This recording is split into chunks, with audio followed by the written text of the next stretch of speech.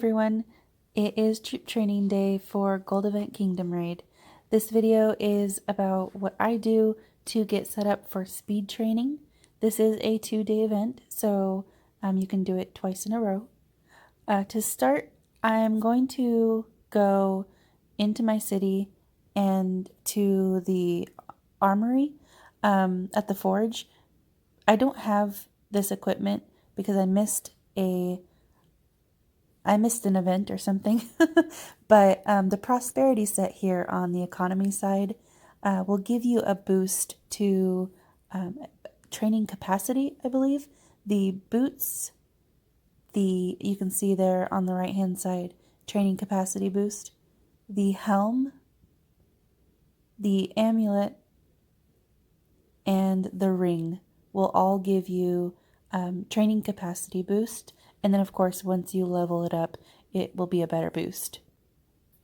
Next, I go to my Lord Talent pick, and then talent points, and I use the toggle button to go over to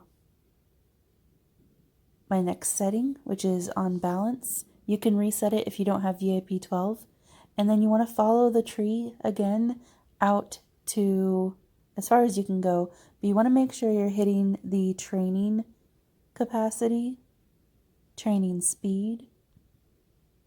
Over here, the most important one is population surge. This reduces the amount of resources needed to train and heal troops by 25% for a period of 30 minutes.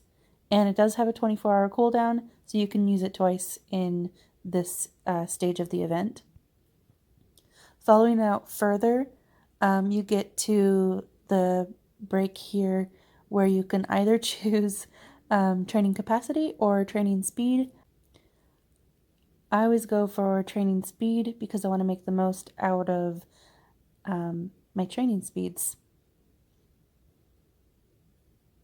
So next I'll go back up to my Lord pick, and down here where this little timer is, this is the temporary relics. I already bought mine, but you go to the store and you can choose the training scepter, which gives you an additional 20% troop training speed.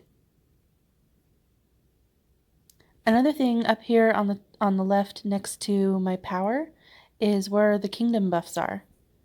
Your king should activate the kingdom buffs for you. The troop training speed was already activated, that's 30%. And then the training cost is 30%. That reduces the amount of resources used. And there's a third one, which I will go to show you in the Great Hall. It's rapid training. It increases the training speed for troops up to the same total power, troop power that was lost during the most recent Excalibur battle, which is, KVK. We didn't lose very much on this last round, so I'm not too worried about it, but make sure that's active before you start training as well. The next point I want to touch on is over in your Draconic skills, and that is, I'm going to use my secondary skills here, and I'll show you why.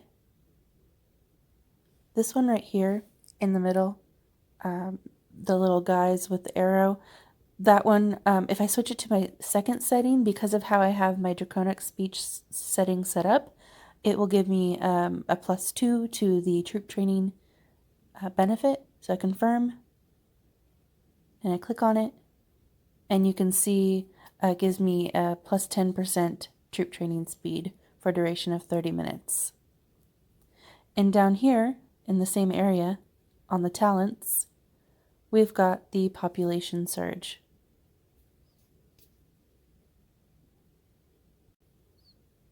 The last thing I want to touch on here are heroes.